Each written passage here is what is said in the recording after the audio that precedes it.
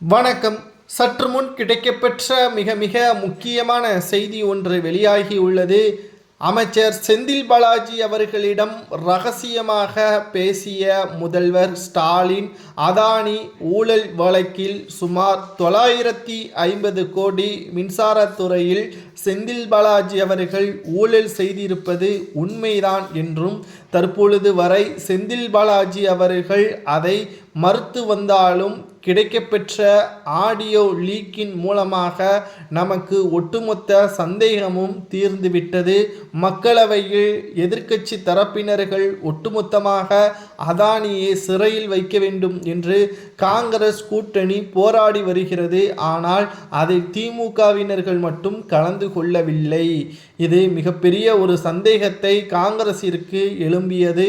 மேலும் முதல்வர் ஸ்டாலின் அவர்களை ரகசியமாக பிரபல தொழிலதிபரும், தமிழகம் மட்டுமல்ல இந்தியாவில் பிரபல தொழிலதிபராக இருக்கக்கூடிய அதானி அவர்கள் தமிழகத்திற்கு வந்தபொழுது சந்தித்துள்ளதாகவும், இந்த சந்திப்பு 1.5 மணி நேரம் ஸ்டாலின் அவர்களிடம் நடந்திருப்பதாகவும், அதற்கு பிறகு உதயநிதி ஸ்டாலின் அவர்களிடமும் ரகசிய சந்திப்பு நடைபெற்றிருப்பதாகவும், மின்சாரத்துறையில் சுமார் 950 கோடி ஊழல் செய்வதற்கான அனைத்தும் இதில் சாத்தியமாக இருந்திருப்பதாக கிடைக்கப்பெற்ற ஆடியோ மூலமாக தெரிய வந்துள்ளது.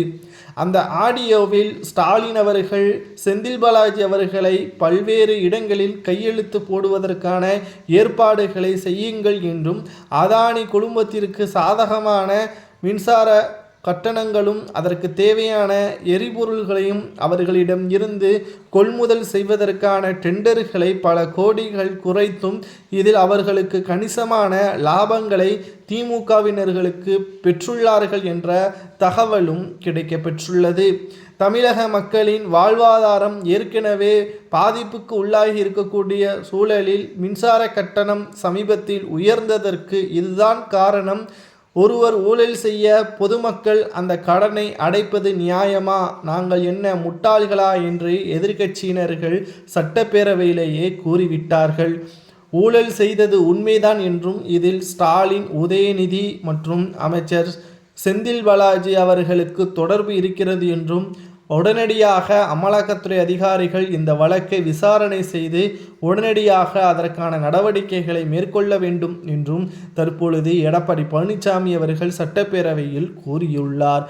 செந்தில் பாலாஜி மற்றும் ஸ்டாலின் இவர்களது ரகசிய ஆடியோ அமலாக்கத்துறை அதிகாரிகளுக்கு கிடைக்கப்பெற்றிருப்பதாகவும் கூறப்படுகிறது.